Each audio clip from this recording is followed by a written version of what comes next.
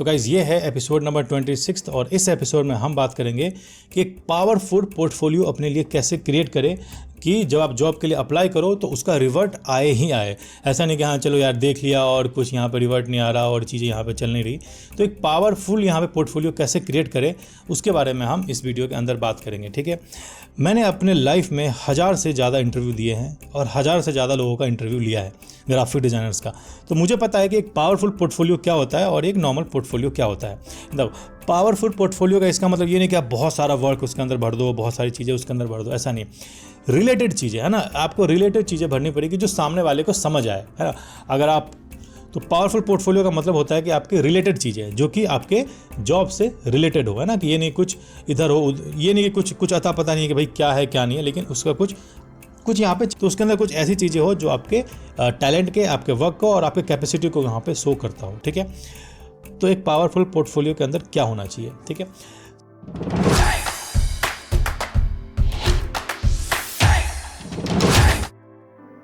सबसे पहले आपको क्या करना पड़ेगा कि आपको एक फील्ड चूज़ करना पड़ेगा ना। किसी का प्रिंट फील्ड होता है, किसी का डिजिटल फील्ड होता है, किसी का UI UX फील्ड है, किसी का वेबसाइट डिज़ाइन फील्ड है। तो बहुत सारे सबके अलग अलग फील्ड्स होते हैं। अब मान लो कि आप ग्राफिक डिज़ाइनर हो जो कि डिजिटल फील्ड में काम करता है ना।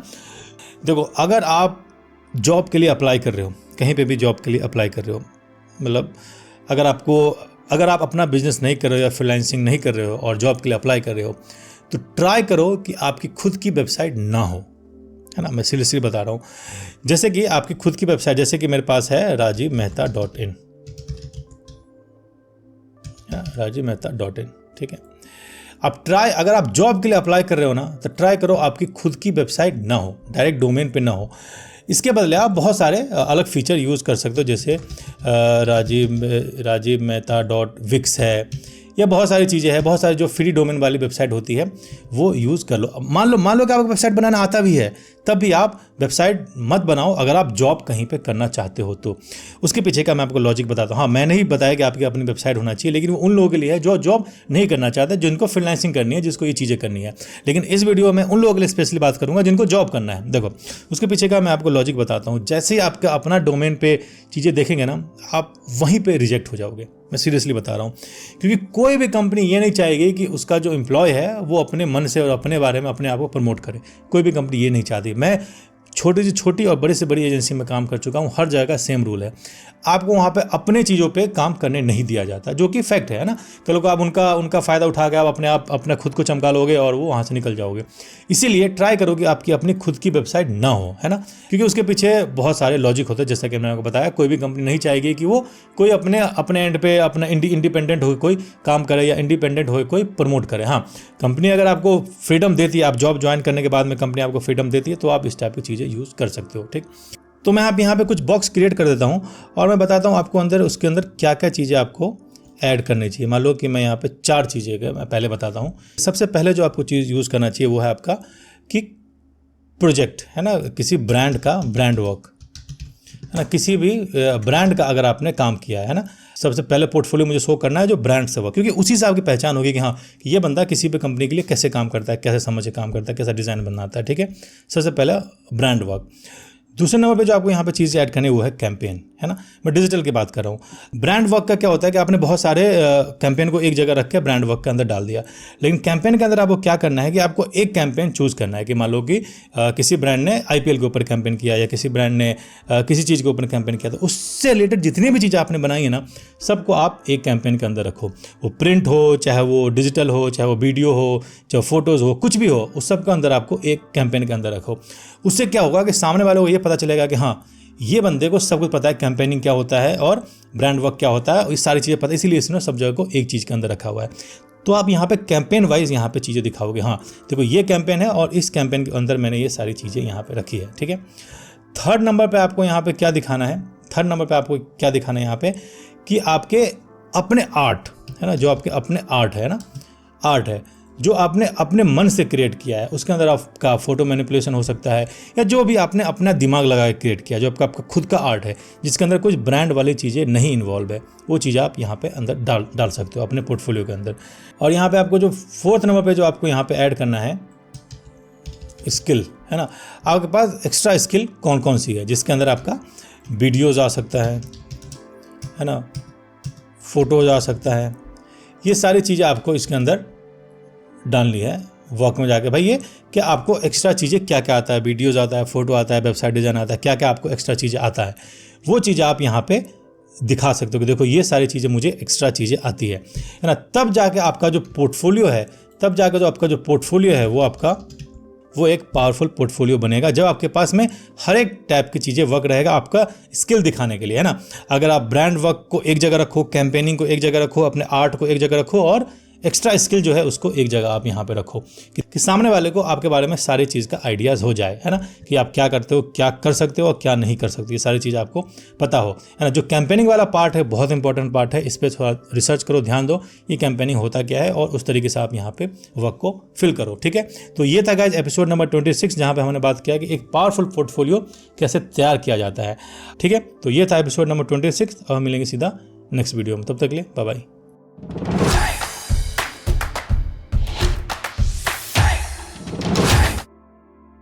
तो गाइज ये है एपिसोड नंबर 27 और इस एपिसोड में हम बात करने वाले हैं कि आपके पोर्टफोलियो के अंदर क्या क्या चीज़ें होनी चाहिए जिससे कि आपके बारे में लोगों को ज़्यादा से ज़्यादा पता चल सके, ठीक है। जैसा कि हमने लास्ट एपिसोड में हमने सीखा था कि भाई आपके पोर्टफोलियो के अंदर वो सारी चीज़ें होनी चाहिए जो आप काम करते हो, लेकिन एक सिस्टमेटिक तरीके से, ठीक है। अगर आप मेरी मानो तो मैं एक लेआउट बना के दिखाता हूँ कि आपको किस तरीके से चीज़ों को प्लेस करना चाहिए।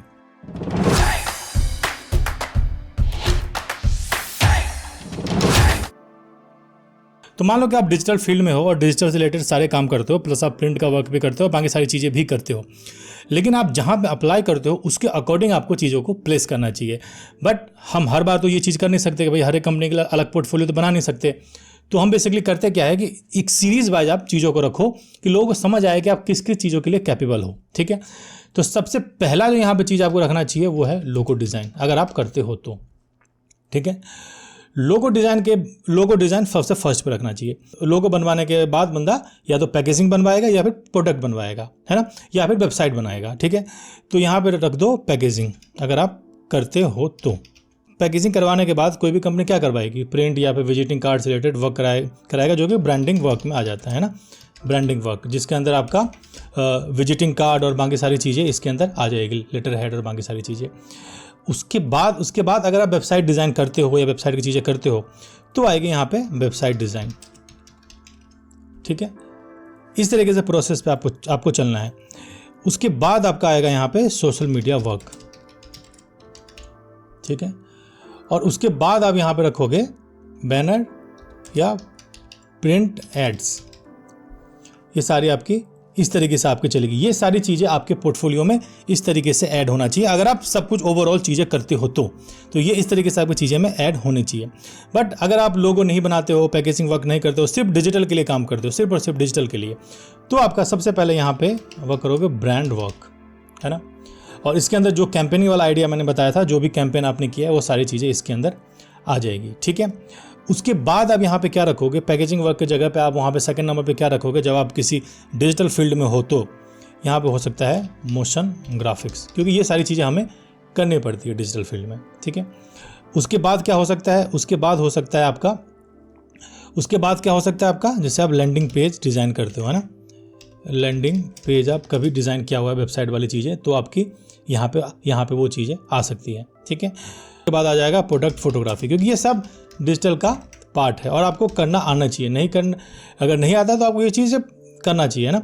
उसके बाद आ जाएगा आपका वीडियो एडिटिंग का वर्क, अगर आप कुछ करते हो तो ये सारी चीज़ें डिजिटल में आपकी जरूरत पड़ने वाली है। और इसके बाद आपने अगर कुछ अलग टाइप का वर्क किया है, लाइक कुछ ही शॉर्ट फिल्म बनाया है या फिर शॉर्ट वीडियोज़ बनाया है ना, कोई भी चीज़ें यहाँ पे शॉर्ट फिल्म या शॉर्ट वीडियो वाली वर्क यहाँ पे आ सकता है। लेकिन ये सीक्वेंस वाइज आनी चाहिए। अगर आपने पहले प्रोडक्ट फोटोग्राफी डाल दिया, बाकी ये सारी चीज़ें डाल दी, तो फिर वो मज़ा नहीं आएगा ना। तो ये सारी चीज़ें आपको सीक्वेंस में यहाँ पे रखना चाहिए। सबसे पहले ब्रांड नेम और उसके बाद सारी चीज़ें एक साथ, है ना। मान लो कि आपने किसी ब्रांड के लिए वर्क किया है ना, मान लो कि आपने जोमेटो के लिए वर्क किया है ना, तो क्या होगा कि एक जोमेटो नाम का एक फोल्डर बनाओ, इसके अंदर सारी चीज़ें आप उसके अंदर ऐड कर दो कि आपने फोटोग्राफी करी है, आपने ये करा, सारी चीज़ें उसके अंदर ऐड कर दो।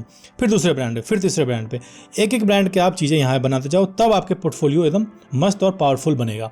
प्लस जब आप कंप्लीट हो जाए तो कुछ आपके अपने आर्ट वर्क जो है वो सारे आपको हर किसी इसमें आपको डालने हैं, मतलब जितने भी आपकी चीज़ें होंगी ना, उसका जो आपका पर्सनल आर्ट वर्क है ना, आर्ट वर्क जो आपका पर्सनल है, जो आप पर्सनल लेवल पे काम करते हो, जो कोई ब्रांड ने आपको नहीं दिया है और आप खुद पे करते हो, ये सारी चीज़ें में आपका वो आर्ट वर्क आएगा। जितने भी आप पोर्टफोलियो करते हो उसके नीचे अपना आर्ट वर्क लगा दो, जो कि आपने अपने मन से बनाया। जैसे आपका फोटोग्राफी हो सकता है, फोटो मैनिपुलेशन हो सकता है, या वीडियोस आपने कुछ बनाए हैं, या सॉन्ग्स आपने कुछ बनाया, या सॉन्ग्स एडिट किया है, वो सारी चीज़ें आप अलग से रखो, ब्रांड वर्क के अलग से। तो आपका पोर्टफोलियो का जो मेन मोटिव है वो सामने वाले बंदे को समझ आएगा, प्लस आपके बारे में ज़्यादा जान सकेंगे कि आप करते क्या हो, किस तरीके से आप काम करते हो। तो ये सारी चीज़ें आपके पोर्टफोलियो में ऐड होना चाहिए, तभी आपका पोर्टफोलियो एक पावरफुल पोर्टफोलियो बनेगा। ठीक है, तो गाइस ये था एपिसोड नंबर 27। अब हम चलते हैं सीधा एपिसोड नंबर 28 पे कि हमें जॉब के लिए कैसे अप्लाई करना चाहिए।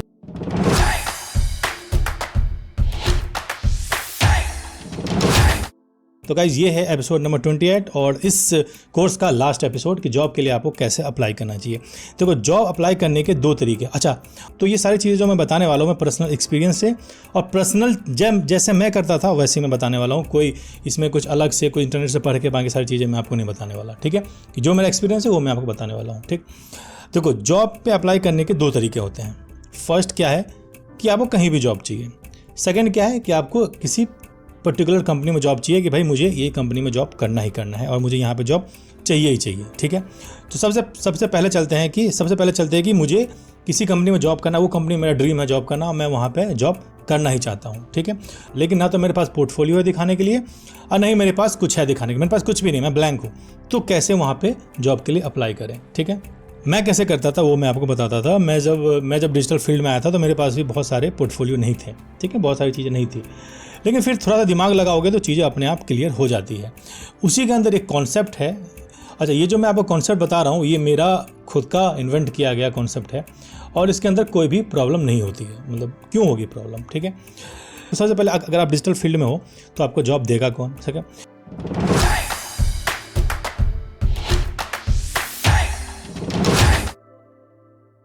तो इस फील्ड के अंदर हर एक कंपनी के ऑफिस में डिजिटल बंदे की रिक्वायरमेंट होती है जो बैनर बना सके, वेबसाइट संभाल सके या सोशल मीडिया संभाल सके। ऑलमोस्ट हर एक कंपनी को इस टाइप की चीज़ें चाहिए। प्रिंट सब में क्या है, किसी को चाहिए किसी को नहीं चाहिए, लेकिन डिजिटल में हर किसी को चाहिए ही चाहिए। ठीक है, तो मान लो कि मैं यहाँ पे गूगल पे सर्च करूँगा सोशल मीडिया एजेंसी आर्या और मुझे किसी के अंदर यहाँ पर अप्लाई करना है। मान लो मुझे इसके अंदर अप्लाई करना है। ठीक है, और मैं यहाँ पर जैसे वेबसाइट पर जाऊँगा यहाँ पर करियर का ऑप्शन आता है और वहाँ पे आप जाके देख सकते हो कि अभी किस चीज़ सबकी वैकेंसी चल रही है यहाँ पे, है ना। तो यहाँ पे आपको सारी चीज़ें यहाँ पे बता दिया जाएगा कि भाई क्या क्या चीज़ें की वैकेंसी चल रही है ना। एसईओ वाला बंदा चाहिए, डिजिटल मार्केटिंग वाला चाहिए, ग्राफिक डिज़ाइनर चाहिए, ये सारी चीज़ें। और लेकिन यहाँ पे लोकेशन भी लिखा होता है मुंबई में चाहिए, कहाँ पे चाहिए, है ना। तो आप अपने एरिया उसी तरीके से आप सर्च करोगे तो पहला तो ऑप्शन ये है कि यहाँ पर ले लो और इसका कॉन्टैक्ट नंबर देखो और यहाँ पर उनको ईमेल कर दो, है ना। या करियर वाले पेज में जाओगे तो वहीं पे लिखा होता है अप्लाई नाउ, तो यहीं से आप उसको अप्लाई कर दो। पहली चीज़ तो ये है। और एक मैं आपको फैक्ट बताता हूँ कि हर एक कंपनी के अंदर ग्राफिक डिज़ाइनर की रिक्वायरमेंट हमेशा रहती है, चाहे यहाँ पे लिखा रहे ना रहे, लेकिन रिक्वायरमेंट वहाँ पे हमेशा रहती है। तो यहाँ पे आप उसको अप्लाई कर दो। अब मान लो कि मेरा एक ड्रीम है कि मुझे इस कंपनी में जॉब चाहिए ही चाहिए, मुझे करना ही है, मुझे इस कंपनी के अंदर जॉब चाहिए, है ना। मेरा ड्रीम है कि भाई मैं इस एजेंसी में काम करूँ। ठीक है, तो मैं क्या करूँगा, है ना। मैं कैसे करता था वो मैं आपको बताता हूँ। यहाँ पे और आपके लिए कुछ भी चीज़ आपके पोर्टफोलियो में नहीं है, तो सीधा आप एक पोर्टफोलियो में एक चीज़ ऐड करो। पहला पोर्टफोलियो बनाओ और यहाँ पे ऐड करो माय ड्रीम प्रोजेक्ट। ठीक है, कि ये मेरा ड्रीम प्रोजेक्ट है कि मैं ऐसा कुछ काम करूँ फ्यूचर में। और वहाँ पे आप ओप्पो के लिए 10-15 बैनर बनाओ, मस्त मस्त जो आप बना सकते हो, और उस कंपनी को डायरेक्ट मेल कर दो कि भाई देखो मैं नहीं काम कर रहा हूँ तब भी मैंने आपके लिए बैनर बनाया, अगर मैं काम करूँगा तो वही चीज़ कितना बेटर और कितना बढ़िया हो सकता है। तो इस तरीके तो ये जो कॉन्सेप्ट है वो बहुत अच्छे तरीके से काम करता है। और मैंने अपने लाइफ में जितनी भी अच्छी जॉब मैंने की है इसी के थ्रू किया है कि भाई एक ड्रीम प्रोजेक्ट नाम से फोल्डर बनाओ, उस जो आपका क्लाइंट नहीं है, जिसके बारे में आपका वर्क नहीं है, उस तरीके से आप वहाँ पे जाओ और डिज़ाइन करो और कंपनी को मेल कर दो। वो सारी चीज़ें आपकी कंपनी जब देखिए तो सोचेगी यार ये बंदा तो सीरियस है और इसका काम भी अच्छा है। और ये तभी काम करता है और ये कॉन्सेप्ट तभी काम करता है जब आपका काम अच्छा है। अगर आपका काम अच्छा नहीं है तो वो कंपनी फिर दोबारा कभी आपको बुलाएगी भी नहीं और आपने अपना एक जो मौका था वो लाइफ टाइम के लिए मिस कर दिया, क्योंकि ये रिस्क वाला गेम है। अगर आपका काम अच्छा है तो अप्लाई करो, जॉब मिल जाएगी, काम अच्छा नहीं है, अप्लाई करोगे तो फिर वो ब्लॉक लिस्ट में हो जाओगे, फिर आप जब आपका काम अच्छा होगा तब मेल करोगे तो फिर ज़्यादा फ़ायदा होगा। तो ये कुछ कॉन्सेप्ट है जिसके थ्रू आप जॉब के लिए अप्लाई कर सकते हो और जॉब अपने के लिए कर सकते हो। अब बारी आती है कि आपको कहाँ कहाँ अप्लाई करना है। सबसे पहले जो चीज़ नंबर पे आपको सबसे पहले और सबसे जल्दी जॉब लगेगी आपकी PR एजेंसी में। आपको सर्च कर रहा है PR एजेंसी इन दिल्ली या जहाँ भी आप काम करते हो, जहाँ भी आपको जॉब चाहिए, और यहाँ पे जाना है, वेबसाइट पे जाना है और ये सारी चीज़ें आपकी जॉब यहाँ पे दे देगी। सब वैसे ही अप्लाई करना जैसा कि मैंने आपको बताया। दूसरा आपको अप्लाई करना है सोशल मीडिया एजेंसी। इसी तरीके से आप सबको सेकंड नंबर पे। थर्ड नंबर पे आपको सर्च करना है एडवर्टाइजिंग एजेंसी, ठीक है, थर्ड। फोर्थ नंबर पे आपको करना है, फोर्थ नंबर पे जो आपको करना है न्यूज़ एजेंसी, ठीक है। ये सब आपको जॉब देगी न्यूज़ एजेंसी में, ठीक है। फिफ्थ नंबर पे क्या है कि आप डायरेक्ट कंपनी में अप्लाई कर सकते हो, लेकिन वो कंपनी उतनी ज़्यादा ना बड़ी होनी चाहिए ना छोटी होनी चाहिए, तभी आपको वो जॉब दे पाएगी, है ना। छोटी जो मिड लेवल पे कंपनी होती है वहाँ पर डायरेक्ट कंपनी का नाम सर्च करो और उसके इसमें जाओ और वहाँ पर आप चीज़ें सर्च कर सकते हो। तो ये जो 5 टाइप की कंपनी है वो आपको यहाँ पे जॉब देगी ही देगी, 100% है कि आपको यहाँ पे जॉब मिलेगा। कभी भी आप जैसे naukri.com और बाकी सारी चीज़ें वहाँ से जॉब के लिए अप्लाई मत करो, क्योंकि वो एक गधे वाली चीज़ होती है कि भाई गधा के लाइन में 1000 लोग इंटरव्यू देने आएंगे और उसमें से आप सेलेक्ट हो गए, ठीक है, नहीं तो कोई दिक्कत नहीं। इसीलिए वो चीज़ बेकार होती है। मैंने कभी भी वहाँ से अप्लाई नहीं किया। आप डायरेक्ट मेल करो और वहाँ से रिवर्ट आता ही आता है, चाहे वो 1 महीना लग जाए, चाहे 2 दिन में आ जाए, चाहे वो 6 महीने में आ जाए, लेकिन रिवर्ट आता ही आता है। और एक दिन में आप 100-150 कंपनी को मेल कर दोगे तो अगले दिन किसी न किसी का रिवर्ट आ ही जाएगा। तो इस तरीके से आपको यहाँ पे अप्लाई करना चाहिए। तो गाइज ये था एपिसोड नंबर 28, जहाँ मैंने बताया कि जॉब के लिए कैसे अप्लाई करना है, और इस कोर्स का ये लास्ट एपिसोड था, ठीक है। तो आई होप ये कोर्स आप लोगों को अच्छा लगा हो और आप लोगों को बहुत कुछ सीखने को मिला है, ये तो मुझे पता ही है। अब हम मिलेंगे सीधा नेक्स्ट कोर्स में। अभी मैंने कुछ प्लान नहीं किया कि किस टाइप का कोर्स आएगी, किस टाइप का कोर्स नहीं आएगी, बट एक माइंड में चीज़ है कि मैं एक कोर्स लेके आने वाला हूँ जिसके अंदर मैं कैंपेन के बारे में बताऊंगा। कि जैसे कि मान लो कि आपके पास कोई ब्रांड आया, उसको स्टार्टिंग से लेके एंड तक, उसको कैंपेनिंग से लेके, फोटोशूट से लेके, वीडियो से लेके और पूरा का पूरा एक सप्ते का, एक वीक का, एक मंथ का प्लान कैसे बनाना है, उसके ऊपर मैं कोर्स बनाने को सोच रहा हूँ। लेकिन कब आएगा मुझे इसका आइडिया नहीं है, ठीक है। तो अब हम मिलेंगे सीधा नेक्स्ट कोर्स में, तब तक के लिए बाय बाय।